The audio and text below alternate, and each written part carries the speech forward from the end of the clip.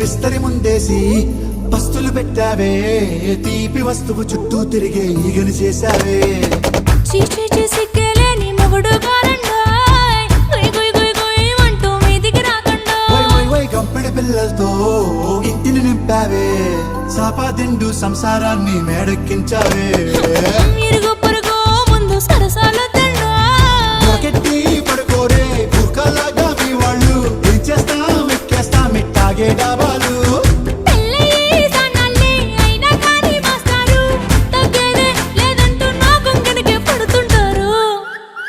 హే గోదారి గట్టు మీద రామసలకావే,